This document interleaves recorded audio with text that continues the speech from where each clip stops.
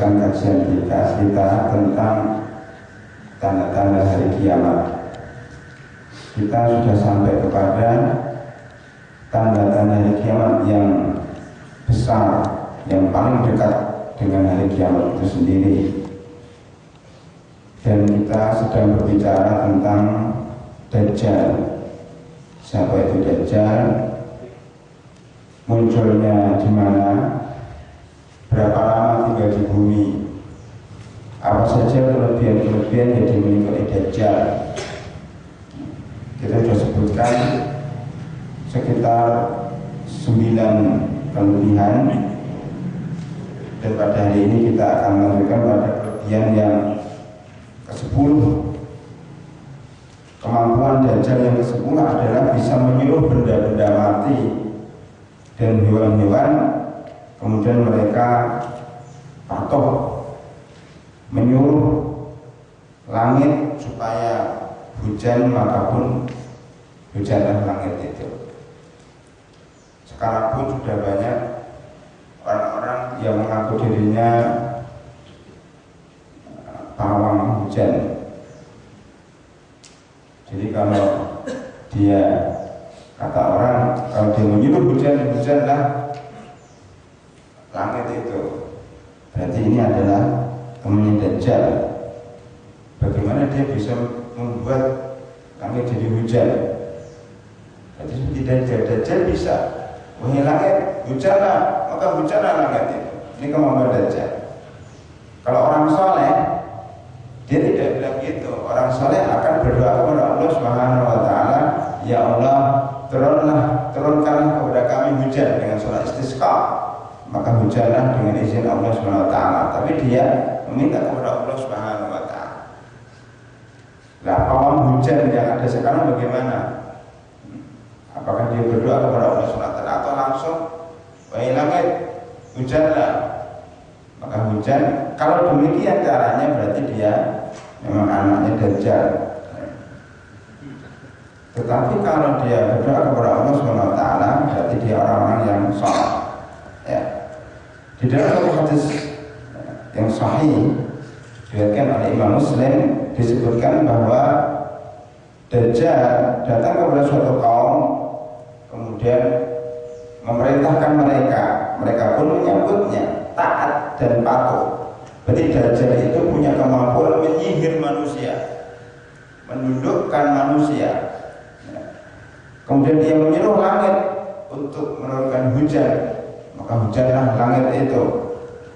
Menyuruh bumi, wahai bumi, tumbuhkanlah untuk kami pohon pisang, maka langsung tumbuh pohon pisang, pisangnya langsung besar-besar. Itu kemampuan Dajjal. Hampir mirip dengan tukang sihir. Ini lebih hebat lagi. Jadi memang nenek moyangnya tukang sihir, ya. Pentolannya tukang sihir itu Dajjal ini, ya. Kemudian ia pun menumbuhkannya sehingga mereka senang, karena binatang-binatang piaraan mereka menjadi gemuk, susu-susu mereka menjadi banyak, ya. Dan binatang-binatang jadi sehat. Ini fitnah Dajjal, fitnah yang paling besar. Bagaimana dia bisa menyuruh langit hujan ketika musim paceklik, langit hujan, hujanlah langit itu. Kemudian tumbuhlah pohon-pohon itu. Maka yang tadi di daerah yang kering kerontang, tiba-tiba tumbuh subur, binatang-binatang bisa makan, manusia bisa makan. Gimana mereka nggak taat dan takjub dengan Dajjal ini? Kalau ada seorang kiai di suatu desa, kemudian doanya mustajab, itu sudah jadikan Tuhan pada orang-orang kampung. Apalagi ini Dajjal tanpa perantara, bisa menurunkan hujan, bisa menumbuhkan tumbuh-tumbuhan. Kalau kiai kan doa dulu, baru turun hujan, doa dulu, baru tumbuh-tumbuhan itu tumbuh. Itu pakai proses. Kalau menanam bibit pohon pisang yang perlu berapa bulan, berapa tahun. Kalau Dajjal gak langsung tumbuh. Subhanallah. Ini membuat orang-orang menjadi terperdaya oleh Dajjal. Dajjal. Kemudian Dajjal mendatangi kaum, mendatangi suatu desa dan menyuruh mereka. Tapi untuk yang desa ini atau kelompok ini tidak mau menyambut seruan Dajjal itu, tidak mau menyambut. Lalu ia pergi meninggalkan mereka. Karena nggak menyambut ya sudah. Kemudian ketika pagi tiba mereka tidak menjumpai harta mereka lagi. Kemudian setelah itu Dajjal melewati reruntuhan lalu berkata, keluarkanlah simpangan untukku. Dia melewati tempat-tempat yang sudah runtuh, rumah-rumah yang sudah ambruk, desa-desa yang sudah tidak dihuni lagi. Kemudian Dajjal mengatakan, wahai reruntuhan, keluarkanlah harta karunmu. Maka keluarlah harta karun itu Dajjal. Dan ini disebutkan di dalam Sahih Muslim. Berarti kita harus percaya bahwa Dajjal seperti itu. Bukan percaya sama Dajjal, tapi percaya bahwa Allah Subhanahu wa Ta'ala memberikan kelebihan kepada Dajjal seperti itu. Maka pantas nanti Dajjal dijadikan Tuhan oleh banyak orang. Kelebihan yang lain yang ke-11, bahwa dia bekerja sama dengan setan, dengan jin, meminta bantuan sama jin. Selain punya kemampuan seperti ini, tapi dia pun masih minta bantuan sama jin. Maka kita lihat sekarang ya, orang-orang yang melakukan pengobatan alternatif tanda kutip, yang jika ketika bisa mengobatin orang yang punya penyakit kanker, punya penyakit kista, punya penyakit darah tinggi, kencing manis, penyakit apapun juga, bekas patah tulang, bisa disambung tanpa menyentuh kakinya, itu tersambung sendiri. Itu kalau caranya meminta jin, berarti dia memang pengikutnya Dajjal. Kalau kita baca dalam surat jin itu bahwa manusia itu meminta bantuan kepada jin. Wa annahu kana rijalun minal insi ya'uduna birijalin minal jinni fazaduhum rahaqa. Itu pengakuan jin. Jin ngomong sesungguhnya ada sekelompok manusia yang meminta bantuan kepada sekelompok jin, tetapi tidak menambah kepada manusia itu kecuali kesengsaraan. Tidak ada yang minta jin dan bahagia sejahtera. Paling tidak dia minta tumbal, minta upah. Yang kadang-kadang tumbal itu tidak bisa dilaksanakan oleh manusia, padahal manusia itu sudah diberi apa yang dia kehendaki, tapi belum bisa bayar. Makanya yang jadi tumbal akhirnya dirinya sendiri. Dia bisa mati dalam keadaan hitam, dalam keadaan su'ul khatimah, dalam keadaan teriak melolong seperti anjing.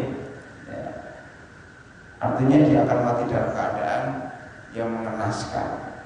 Ada yang masang susuk ya di dalam tubuhnya, mungkin dia sakti mandraguna, tetapi di akhir hidupnya susuk itulah yang membuat dia tidak bisa bergerak, yang membuat dia bisa lumpuh, akhirnya mati dalam keadaan syirik kepada Allah Subhanahu wa Ta'ala. Nah, ini memang akibat meminta bantuan sama jin. Maka para ulama mengatakan haram hukumnya manusia meminta bantuan kepada jin, kecuali meminta bantuan kepada jin yang bisa dilakukan oleh jin sebagaimana dilakukan oleh manusia. Itu pun mayoritas ulama tetap mengharamkan, sebagian kecil membolehkan. Umpamanya, wahai jin ambilkan saya teh, wahai jin ambilkan saya teh ya, atau ambilkan saya pulpen. Itu kan kita boleh, kita bantuan sama anak kita, sama istri kita, sama teman kita. Teman, ambilkan gelas itu bawa ke sini. Maka sebagian orang membolehkan minta bantuan sama jin dalam arti seperti manusia itu, karena ini masih masih di bawah kemampuan jin dan masih dalam kewajaran. Tapi ngapain ambil gelas aja minta jin? Kan masih ada istri, masih ada anak, masih ada teman, ngapain minta jin? Makanya sebagian besar ulama tetap memakruhkan, bahkan mengharamkan seperti ini, karena itu akan membawa kepada kesyirikan yang lebih besar. Artinya mubah tetapi bisa menyebabkan kepada keharaman. Karena kalau sudah diambilkan gelas, dia minta macam-macam dan akhirnya minta bantuan pada hal-hal yang jin sendiri itu tidak mampu.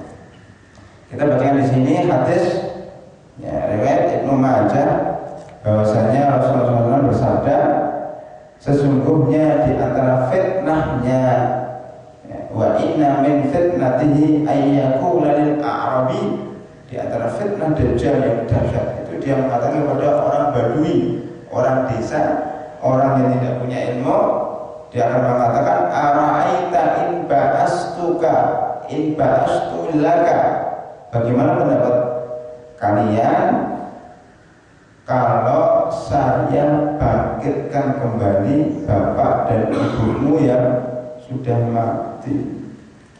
Apakah kamu bersaksi atas syahadu anni rabbuka? Apakah kalau benar sudah saya bangkitkan ibu dan bapakmu sudah mati kemudian hidup kembali, kamu akan percaya kepada saya bahwa saya adalah Tuhanmu? Iya, kata orang desa itu, orang yang tidak pernah ngaji ini. Maka dibangkitkanlah kedua orang tuanya, bapak dan ibunya itu di hadapan dia, ini bapakmu dan ini ibumu. Udah, dan lihat benar, kamu percaya saya Tuhan? Ya.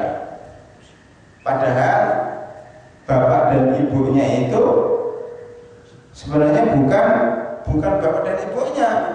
Hakikatnya adalah itu jin yang menyerupai bapak dan ibunya. Yang menyerupai bapak dan ibunya. Jadi jin ini memang kerjasama dengan Dajjal untuk mengelabui manusia. Sekarang bekerjasama dengan dukun dan paranormal supaya manusia percaya kepada mereka. Padahal sebenarnya yang melakukan perbuatan adalah jin, termasuk pengobatan itu jin. Yang menggadaikan tulang yang patah itu jin, dilek pakai apa? Jin. Bahkan dia bisa mengatakan di belakang saya ini apa? Dia bisa lihat. Yang lihat adalah jin. Bahkan tadi saya Dajjal mengatakan bisa merubah bisa menyerupai bapak dan ibunya. Jadi hal-hal seperti itu tidak perlu kita merasa sesuatu yang mustahil. Itu bisa terjadi karena jin mampu berbuat apapun juga ya. Dengan izin Allah SWT bisa berubah bentuk, jadi babi ngepet, jadi celeng, jadi anjing hitam, jadi tikus, jadi ular hitam. Ini pernah terjadi pada zaman Nabi Muhammad SAW. Jadi ular yang hitam, besar, anjing hitam, itu adalah setan, kata Rasulullah SAW. Ya, binatang-binatang yang 5 yang fawasik itu adalah binatang-binatang memang tentaranya jin, sehingga keluar malam hari mengganggu manusia. Ya. Nah ini semua kita harus percaya bahwa jin itu bisa berubah bentuk, bahkan menjadi pencuri. Pernah mencuri Baitul Mal pada zaman Nabi Muhammad SAW. Mencuri, ketika ditangkap sampai 3 kali dia mencuri, dia katakan, wahai Abu Hurairah, ya, saya ajarkan kepada kamu suatu ayat yang kamu baca pasti tidak akan didekati oleh jin dan setan sampai pagi. Apa itu? Bacalah Allahu la ilaha illa huwal hayyul qayyum la ta'khudhuhu sinatun wa la naum, sampai terakhir yaitu ayat kursi. Kemudian dilepaskan orang itu. Ya, kemudian dia datang kepada Rasulullah SAW. Ya Rasulullah, tadi malam begini ada pencuri yang 3 malam berturut-turut mencuri. Pada malam terakhir kami lepas karena dia mengajarkan begini-begini. Apakah benar Rasulullah mengatakan shadaqa wa huwa kadzdzab? Kalau ayat kursinya benar, kalau mengajari ayat kursinya benar, tapi padahal dia itu pembohong. Padahal masalah ini benar. Jadi memang yang mengajarkan ayat kursi bisa mengusir jin, ya jin sendiri. Ya, dia itu tahu kelemahan dia, makanya dia buka kartunya, ya dengan timbal balik dia dilepaskan dari jeratan sahabat itu. Subhanallah. Ya, ini jin bisa berubah jadi manusia. Beberapa sejarah menyebutkan jin bisa berubah seperti orang yang ketua geng pada di Darul Nadwah, ya, yang mengumpulkan tokoh-tokoh Quraisy untuk membunuh Nabi Muhammad SAW. Beberapa menyebutkan itu adalah jin, jelmaan jin dan setan. Ya. Jadi ini menjelma sebagai ayah dan ibu orang yang dia tipu itu, sehingga dia percaya. Ya. Kemudian bapak dan ibunya mengatakan, wahai anakku, ya. Kan bapak dan ibunya hidup lagi nih, sudah mati berabad-abad lamanya, hidup lagi. Kemudian mengatakan, wahai anakku, ibu dan ayahnya mengatakan, wahai anakku, itu Tuhanmu, sembahlah Tuhan itu. Coba bayangkan, ya. Gimana orang nggak tercengang? Bapak dan ibunya hidup dan menasihatkan kepada dia supaya sujud kepada Tuhan Dajjal itu. Gimana kalau bapak dan ibunya dulu orang soleh? Maka tidak sedikit yang terkena fitnah Dajjal ini. Kelebihan yang ke-12,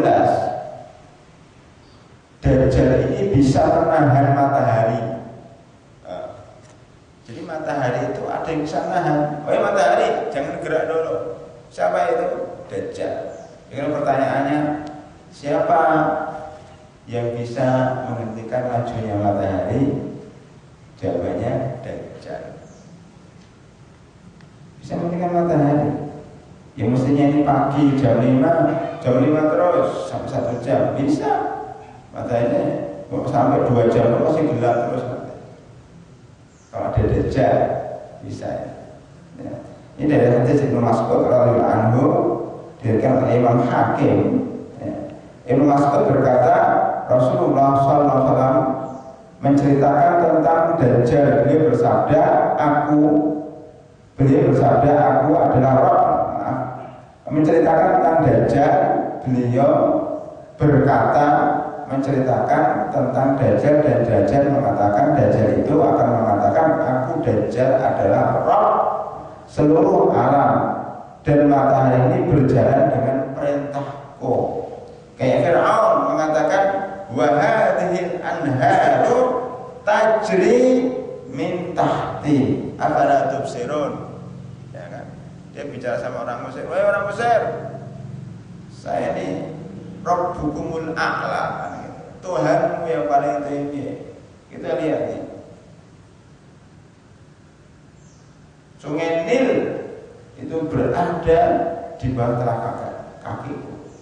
Mana Tuhannya Musa? Sudah saya lihat, saya buatkan istilahnya piramid yang sangat tinggi, gedung cakar langit. Pada zaman itu nggak ada orang bisa membuat cakar langit setinggi itu. Bahkan zaman sekarang pun belum ada yang bisa membuat piramid. Bagaimana batu-batu sebesar gunung bisa disusun? Karena sekarang aja geleng-geleng. Kalau kita ke Mesir megang geleng-geleng gimana? Dan bisa lurus derajatnya, subhanallah, maksudnya lurus kayak gunung segitiga. Nah, bisa seperti itu bagaimana? Makanya dia merasa dirinya mampu, mengatakan dirinya Tuhan. Nah ini Dajjal juga seperti itu. Matahari berhenti.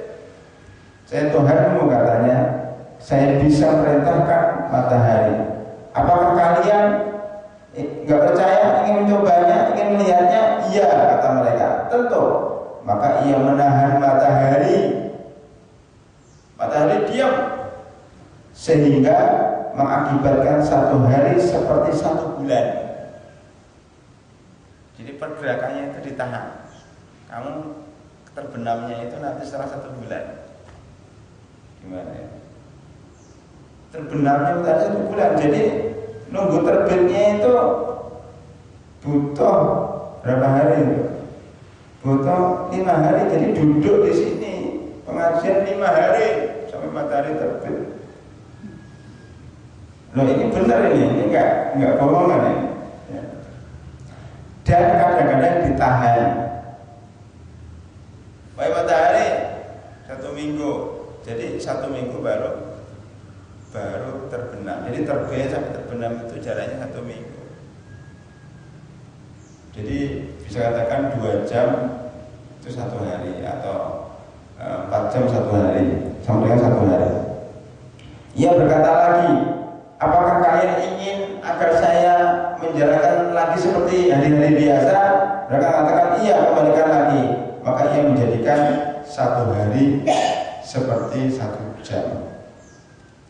Ini pernah tersebut di dalam hadis Sahih Muslim yang pernah saya bacakan, ya, bahwasanya Rasulullah SAW bersabda, ya, bahwasanya Dajjal itu akan tinggal di muka bumi ini 40 hari. 40 hari itu yang 1 hari yaumun kasarah, tinggal 40 hari, tapi 1 hari ini, yang 1 hari ini sama dengan 1 tahun. Nah itu berarti memang itu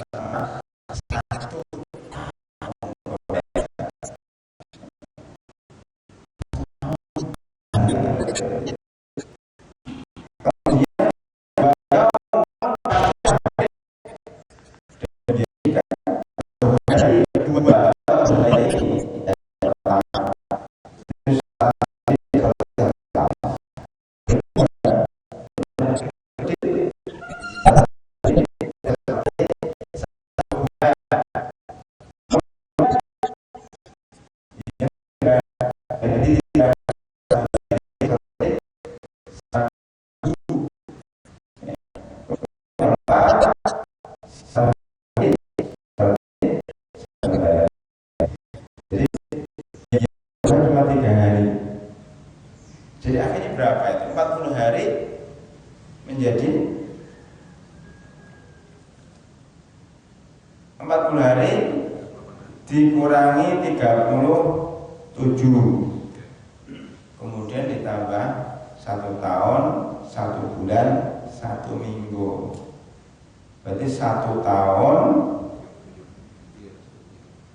1 tahun, 1 bulan, 1 bulan, kemudian berarti 1 tahun 2 bulan, 1 tahun 2 bulan, 7 tambah 7 14, 1 tahun 2 bulan 14 hari, 12 setengah, 1 tahun 2 bulan setengah menurut perhitungan kita. Menurut perhitungan Dajjal itu hanya 40 hari, karena 1 hari 1 tahun, 1 hari 1 minggu, dan 1 hari 1 hari 1 bulan, dan 1 hari 1 minggu. Semuanya berjumlah 1 tahun 2 bulan setengah. Ya. Subhanallah, ini kemampuan Dajjal. Ya. Kemudian yang terakhir, yang ke-14, Dajjal ini mengaku, maaf masih ada 2 lagi. Yang ke-13, Dajjal ini mengaku dirinya Tuhan, mengaku sebagai Tuhan karena memiliki keajaiban.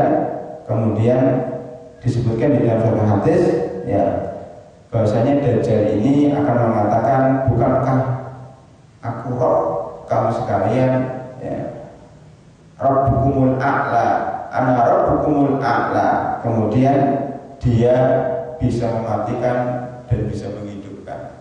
Ya. Ia juga punya 2 pengawal yang menyerupai 2 nabi. Kata Rasulullah, saya mengetahui namanya dan nama kedua orang tuanya. Ya. Kalau saya mau berkehendak, akan saya sebutkan 2 nama itu. Ya. Kemudian Dajjal berkata kepada manusia, bukankah aku ada Rob kalian? Maka salah satunya menjawab, Nah ini nanti masuk ke dalam cerita bahwasanya ada seorang mukmin yang tidak percaya kepada Dajjal. Ini sifat Dajjal yang ke-14, dia bisa membunuh dan menghidupkan manusia, bisa membunuh dan menghidupkan manusia, seperti pengakuan Raja Namrud kepada Nabi Ibrahim. Jadi para penyeru kesesatan, penguasa-penguasa sesat seperti Namrud, Abraham, Fir'aun, Samud, Ad, itu punya kelebihan dan mengaku mereka Tuhan. Termasuk Dajjal ini mengaku Tuhan karena bisa membunuh dan mematikan, sebagaimana dia antara Namrud dengan Ibrahim alaihissalam, ana uhyi wa umit. Kemudian saya juga bisa membunuh dan menghidupkan. Di depan Ibrahim, baik, datang pengawal sini, bawa satu orang. Ini saya bisa matikan. 2 orang di bawah, ini yang satu saya bunuh situ mati, yang satu saya biarkan. Saya bisa membunuh dan bisa menghidupkan. Bukan menghidupkan maksudnya membiarkan hidup, mestinya begitu kalau mau diplomasi. Bukan anak menghidupkan, cuma hidupkan yang mati nggak bisa dia. Maksudnya menghidupkan menurut dia Raja Namrud, membiarkan hidup dan membiarkan mati. Bukan menghidupkan ya, cuma biar kelihatan. Maka ketika Nabi Ibrahim mengatakan innallaha ya'ti bisyamsi minal maghrib fa'ti biha minal masyriq fabuhital ladzi kafar. Wahai Namrud, Allah itu bisa menerbitkan matahari dari barat, dari timur ya, dari timur. Maka sekarang terbitkan dari barat. Itu kalah, mendadak ngaku kalah, tapi belum begitu tidak beriman. Nah, sekarang Dajjal juga begitu, saya bisa membunuh dan menghidupkan. Dan ini benar-benar lebih hebat daripada Namrud. Dia datang sebagaimana hadis Abu Sa'id Al-Khudri, ya, Rasulullah SAW berbicara tentang Dajjal, ya. Kemudian beliau berkata, Dajjal datang dan ia diharapkan memasuki pintu-pintu Madinah. Kemudian dia menuju Tandus di luar Madinah. Kita sampaikan, ya, seorang laki-laki dari sebaik-baik manusia kalau mendatangi Dajjal itu.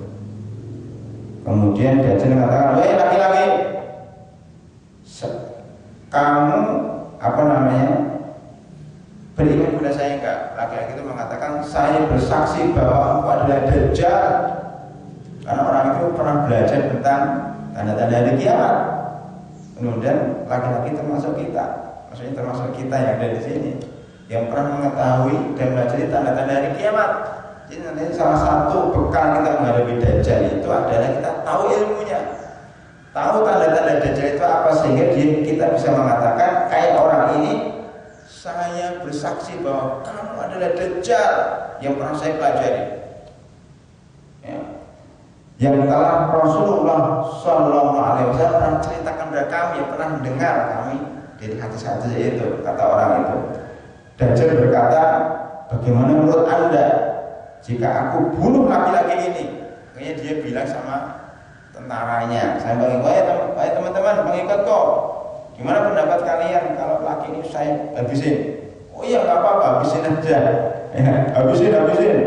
Maka Dajjal menghabisin orang itu dan dia mati, ya. Kemudian setelah itu aku hidupkan kembali, kemudian hiduplah laki-laki itu. Setelah hidup, Dajjal mengatakan, weh laki-laki, kamu tadi sudah saya hidupkan, sekarang masih ngeyel enggak? Kalau saya Tuhanmu. Laki-laki mengatakan, enggak, katanya. Tetap kamu tetap Dajjal. Saya enggak kapok, bunuh lagi enggak apa-apa. Pokoknya kamu Dajjal titik. Kemudian Dajjal ingin bunuhnya. Kalau gitu, teman-teman saya bunuh lagi ya. Kemudian dibunuh oleh Dajjal lagi. Tapi Dajjal tidak bisa membunuh. Tidak bisa membunuh lagi. Kenapa? Karena badannya sudah dirubah oleh Allah Subhanahu wa Ta'ala yang menjadi tembaga yang sangat keras, kayak padas, batu padas itu, nggak bergeming, dipukul pakai linggis pun nggak bergeming, kayak batunya mana piramid itu batu padas itu, pisau pun pisaunya patah, mungkin pisau dapur nggak bisa, batunya keras. Ya. Jadi apa namanya, inilah yang dilakukan oleh Dajjal, tapi ternyata dia tidak mampu membunuh kedua kalinya. Pertama memang dan disebutkan bahwa Dajjal itu akhirnya memenggal, bukan memenggal, memukul kepala orang itu dari kepalanya sehingga terbelah jadi dua, kayak mukul bambu itu, jadi dua. Kemudian dihidupkan lagi. Merasa dia bisa membunuh dan bunuh lagi, plek, nggak bisa, karena ternyata sudah jadi tembaga yang besi yang begitu keras orang itu oleh Allah Taala dirubah, plek, nggak bisa. Udahlah, akhirnya dia tinggalkan orang itu dan Dajjal setelah itu dia dihancurkan di dekat Madinah itu. Ya. Karena malaikat ketika Dajjal itu mau masuk kota Madinah itu dijaga oleh malaikat dan dipukul kepala Dajjal itu sehingga kepala itu menuju daerah Syam, daerah Syria sekarang. Dajjal matinya di situ, bukan di Madinah, di situ. Dibunuh oleh Isa bin Maryam dan Imam Mahdi. Dikatakan bahwa orang yang dibunuh Dajjal kemudian hidup lagi kemudian dibunuh nggak bisa mati ini, dikatakan kata Rasulullah SAW, ia adalah manusia yang paling tinggi tingkat kesyahidannya. Nah, orang yang paling tinggi tingkat kesyahidannya di sisi Allah Subhanahu Wa Taala. Karena fitnah begitu hebat, semua orang terpedaya dengan Dajjal, dia sendiri yang berani melawan Dajjal, bahkan berani mati. Walaupun dibunuh pun dia hidup lagi, kemudian dibunuh nggak bisa. Ini orang yang paling tinggi kesyahidannya. Bahkan dalam riwayat lain disebutkan karena dia tidak bisa membunuh orang itu karena dari tembaga yang kuat, dipeganglah kaki orang itu dilempar ke api. Dilempar ke api, apinya Dajjal.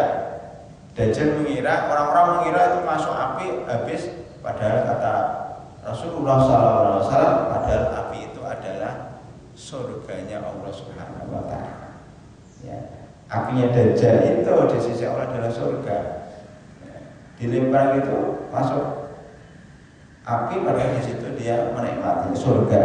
Ya, surganya Allah Subhanahu Wa Taala. Ya, ini tentang kehebatan yang dimiliki Dajjal dengan izin Allah Subhanahu Wa Taala untuk menjadi fitnah bagi manusia, jadi ujian bagi manusia.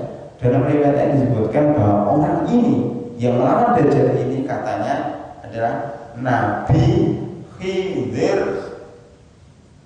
Ada yang mengatakan seperti itu, tapi hadisnya dhaif. Ibnu Hajar menolak riwayat yang mengatakan orang ini adalah Nabi Khidir, karena Nabi Khidir menurut pendapat yang benar Nabi Khidir itu sudah meninggal dunia.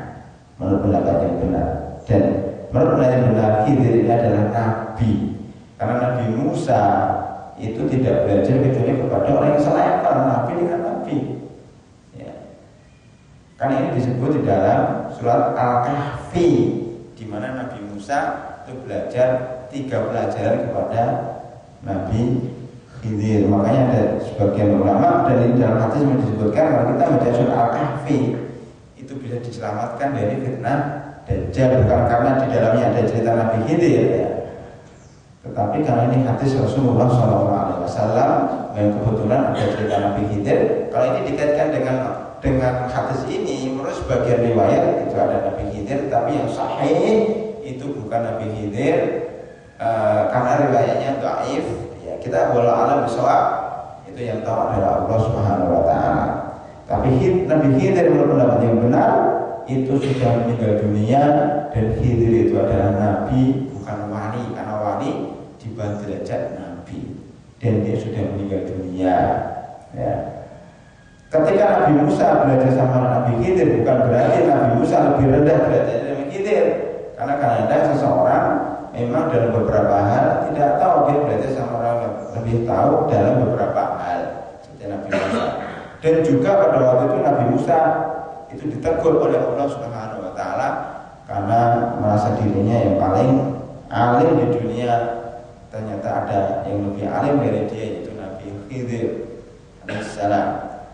Itu pendapat ini untuk menolak beberapa pendapat atau paling tidak untuk menghindari syubhat yang sering dilontarkan oleh sebagian masyarakat bahwa Nabi Khidir masih hidup, Nabi Khidir adalah wali. Kalau Nabi Khidir masih wali berarti dia mengatakan wali itu lebih afdal daripada Nabi, karena itu bisa menyesatkan, bahkan menyesatkan. Kemudian kalau mengatakan Nabi Khidir masih hidup sampai sekarang, masih banyak orang yang belajar kepada Nabi Khidir. Salah satunya seorang yang membuka pengobatan alternatif dan bisa menyembuhkan banyak orang. Dalam wawancara majalah nasional, bahwa ketika ditanya bagaimana Bapak bisa punya kemampuan yang hebat seperti ini, bisa menyembuhkan berbagai macam penyakit, dia mengatakan saya belajar langsung dari Nabi Khidir. Belajarnya di mana? Belajarnya di pantai laut selatan. Nah, sekali-kali kita jalan-jalan ke pantai laut selatan, Pangrite, Jogja, selatan. Itu ada Nyi Roro Kidul dan ada Nabi Khidir. Ya. Jadi dia itu belajar di sana itu setiap bulan purnama atau bagaimana, sebelum subuh, pokoknya malam hari itu nanti akan datang orang berjubah hijau, ya. Kemudian ya dia akan ngajari sama orang. Bener enggak ya? Jangan-jangan itu jelmaan setan dan jin, temennya Nyi Roro Kidul. Bisa juga kita kata Nabi Khidir kayak apa, dia bisa mengaku Nabi Khidir bagaimana? Kok itu pengakuan dia di sebuah majalah. Nah ini buat fitnah. Banyak orang yang mengaku dirinya belajar Nabi sama Nabi Khidir. La haula wala quwwata illa billah. Maka yang lebih selamat dan lebih tepat bahwa Nabi Khidir adalah sudah meninggal dunia dan dia ada seorang nabi, bukan seorang wali. Hadirin rahimakumullah. Kemudian berikutnya, berapa jumlah pengikut Dajjal atau dari mana pengikut Dajjal itu? Disebutkan dari hadis Anas bin Malik radhiyallahu anhu di dalam hadis Muslim. Ini benar.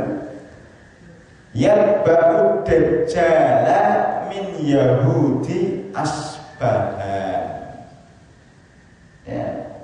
Sab'una alfan alaihim at-Tayalisah. Dajjal itu akan diikuti oleh 70.000 Yahudi Asfahan, ya, yang mengenakan jubah hijau. Tadi jubah hijau Nabi Khidir. Ini pakai hijau juga, apa namanya? Ya, atau apa namanya? Ya, hijabnya pakai hijau. Sekarang banyak orang jubah hijau. Nggak tahu apakah ada hubungannya dengan ini atau tidak. Tapi memang beberapa warna hijau bisa dikatakan warna benderanya Nabi Muhammad SAW adalah hijau. Sampai sekarang juga beberapa negara menggunakan warna hijau. Bahkan ketika mobil saya warna hijau, ada seorang mengatakan, Ustaz, mobil Ustaz sesuai dengan sunnah Rasulullah SAW karena warnanya hijau. Alhamdulillah. Ya, hijau. Ya. Tapi di sini kok justru malah ya pengikut Dajjal itu menggunakan jubah hijau. 70.000 Yahudi Asfahan. Ya. Dan ini bisa mengungkap takbir. Kenapa Iran dalam hal ini, karena Asfahan ini di daerah Iran atau Khorasan, mungkin Iran ya, karena Khorasan itu masuk Iran, Irak, tapi nampaknya Iran. Mudah-mudahan ini Asfahan ini Iran, di daerah dan sekarang menurut berita-berita yang ada, memang di Iran itu banyak orang Yahudi yang tinggal di situ. Beberapa Ahlussunnah yang tinggal di Iran, bahwa Ahlussunnah itu hidupnya lebih merana dibanding Yahudi, karena ditekan oleh orang-orang Iran. Bahkan beberapa hari yang lalu saya baca berita minoritas, saya nggak katakan Ahlussunnah saja, tapi minoritas penduduk Iran dalam hari ini adalah yang bukan suku Persia, itu mendapatkan tekanan-tekanan fisik, tekanan-tekanan ekonomi dan seterusnya. Mereka diusir dari rumah-rumah mereka untuk ditempati orang-orang Persia, dan ini mereka melapor ke PBB, bahkan di hadapan sekjennya, siapa namanya, Bong Ki-moon. Itu di hadapan sekjennya itu orang-orang kan banyak sekali, termasuk juga orang-orang Arab yang tinggal di Iran, yang orang menyebutnya dengan orang Ahwaz, yang di pesisir selatan. Ya, itu pusat minyak Iran 90% di situ. Tetapi penduduk situ malah tidak diberi hak-haknya, dipinggirkan lah, artinya begitu. Sepertinya ingin dipasung orang Persia. Ini membuktikan bahwa memang ada penindasan di situ selain bangsa Persia. Ini kan punya ada keinginan untuk menghidupkan kembali Imperium Persia pada zaman dahulu, pada zaman sekarang. Sama, Israel kepengen menghidupkan kekuasaannya zaman dahulu ketika Daud dan Sulaiman. Maka pengen membangun kuil Sulaiman di Palestina, di bawah, di atas reruntuhan Masjidil Aqsa. Juga Persia juga begitu, kepengen menghidupkan menjadi super power itu Persia dan Romawi. Sekarang ya Yahudi dan Iran. Jadi artinya Barat dan Iran ini sama-sama ingin tumbuh menjadi negara besar. Islam ada di tengah-tengah. Kalau kita bicara masa Islam yang benar, kata jadilah perang nanti antara, nanti kita sampai, itu sudah nyampe ya, sudah kita lewatin, bahwa di akhir zaman orang Persia ini akan perang dengan Islam sama Romawi. Islam dan Romawi damai, dan perang dengan Persia kalah, tinggal Islam dan Romawi berkhianat, akhirnya perang dengan umat Islam. Kemudian sampai terakhir Rasulullah SAW bersabda, la taqumus saa'ah, tidaklah bangkit hari kiamat, tidaklah muncul hari kiamat sampai orang Muslim membunuh orang Yahudi. Ya.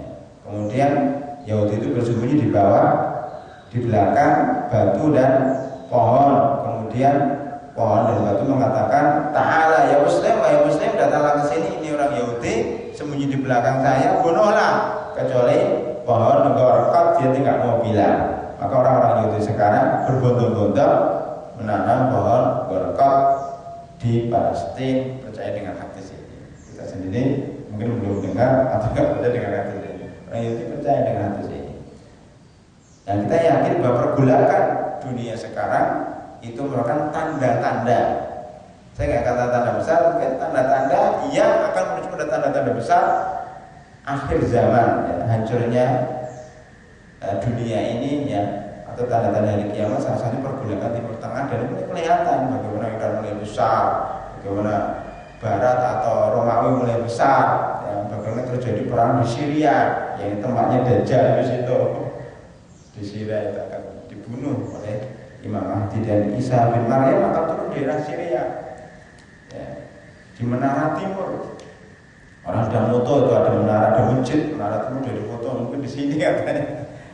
Itu di Syria, Damaskus. Ya, pokoknya daerah Syria lah, daerah Syam itu kan Palestina, Lebanon, Syria, sama Yordan. Yordan ini masih tenang-tenang ini, namanya nanti bergolak. Ya. Nah ini salah satu tanda hari kiamat. Bahkan tadi hadisnya jelas sekali, akan Dajjal itu akan diikuti oleh 70.000 Yahudi Asfahan, dan sangat terbukti terbukti di Asfar itu banyak orang Yahudi. Subhanallah. Ibnu Umar berkata, Rasulullah Sallallahu Alaihi Wasallam bersabda, Dajjal itu akan turun di sebuah tanah tandus, ya, namanya Marikona. Kebanyakan yang datang adalah kaum wanita. Jadi maksudnya yang banyak menemui Dajjal itu adalah kaum wanita. Nah, sekarang yang banyak terpengaruh dengan fitnah itu adalah wanita. Kita lihat bunyi hadisnya begini, ya. Fayakunu aktsara man yahruju ilaihin nisa hatta ila rajula, sampai ya, seorang laki-laki lahir ila ummihi, sampai laki-laki itu harus seorang laki-laki, seorang suami, seorang laki-laki itu harus datang ke rumahnya, membujuk ibunya, membujuk istrinya, membujuk anak perempuannya, jangan ikut Dajjal, kamu diam di rumah. Tapi mereka enggak, saya mau ikut Dajjal, saya mau ikut Dajjal. Ini kalau kita bayangkan kayak begini, kayak seakan-akan zaman sekarang, kamu jangan keluar rumah, kamu jangan jadi TKW, kamu jangan ikut acara itu. Enggak, saya ikut. Kan susah sekarang, anak-anak kita malam minggu keluar boncengan sama pacarnya, yang satu ikut konser situ, yang satu ikut jadi mendaftar jadi tenaga kerja wanita di luar. Siapa yang bisa menang? Nggak bisa. Seakan-akan seperti itu. Walaupun nggak saya katakan itu Dajjal, tapi fitnahnya hampir sama. Jadi kita sendiri sebagai seorang muslim pun susah menasihati ibu kita, istri kita, anak kita supaya jangan terpengaruh dengan fitnah-fitnah yang ada di luar. Kebanyakan yang ikut wanita, sampai seorang laki-laki tadi datang ke rumahnya, menasihati ibunya, menasihati istrinya, menasihati anaknya, menasihati bibinya agar jangan keluar menemui Dajjal. Tapi nggak bisa, susah. Itu banyak menemui Dajjal dinamai dekat Madinah, itu di luar kota Madinah, ya. Tetapi di situlah dihancurkan Dajjal itu. Jadi rahmatullah, kemudian Dajjal ini akan melewati semua negeri kecuali Mekah dan Madinah, ya. Jibril dan Mikail ikut di antara para malaikat itu. Abu Hurairah mengatakan Rasulullah SAW bersabda, pintu-pintu Madinah ada malaikat-malaikat, ya, sehingga wabah penyakit dan Dajjal itu tidak akan masuk ke dalamnya.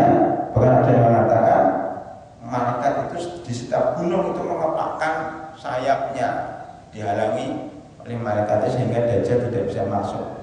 Karena Dajjal itu sudah di balik gunung Uhud. Yang pernah ke Madinah, di gunung Uhud, di balik itu nanti Dajjal sudah di situ, tapi nggak bisa masuk. Makanya hikmah kenapa Madinah itu dikelilingi oleh semua oleh gunung. Di Madinah, gunung-gunung besar itu orang mau nyerah susah. Mekah juga dikelilingi oleh gunung-gunung. Kalau misalkan gunung-gunung sudah dihancurkan, dibuat terowongan lagi. Dengan Masjidil Haram sudah dihancurkan. Sudah dihancurkan, padahal gunung dari batu itu dihancurkan dengan bom apa ya, diratakan dengan tanah untuk bangunan atau terowongan. Padahal sebenarnya gunung-gunung itu untuk sebagai pintu agar Dajjal tidak masuk. Tapi masih banyak gunung di Mekah. Dihancurkan satu masih ribuan gunung. Jadi insya Allah Dajjal nggak masuk Mekah dan Madinah akan diberi gunung-gunung dari batu. Jadi sekarang pun kita ya akhirnya bisa mencerah dikit lah. Kenapa kok kota suci, kota terbaik kok gak dipilih Bogor, ya, yang Rindang, Sejuk, Jakarta, kemana? Kenapa? Kota suci kok dipilih? Itu saya renungkan ketika saya di Mekah. Ya. Walaupun saya sering ke Mekah, tapi kemarin lain ya, suasananya. Ini kota kayak gini ya, ring-kerontang, batu semuanya, gunung-gunungnya batu, kok dikatakan kota yang paling suci dan kota yang paling dicintai oleh Allah dan Rasulnya. Apa gitu rahasianya? Bingung sampai sekarang. Ternyata salah satunya ya itu memang untuk ya, membentengi dari Dajjal. Yang kalau dibom diserang itu Mekah itu susah hancurnya ya. Ini kan banyak dari batu-batu. Subhanallah. Kata Madinah dulu loh, tentaranya Yazid bin Muawiyah yang menyerang Mekah waktu itu jadi fitnah.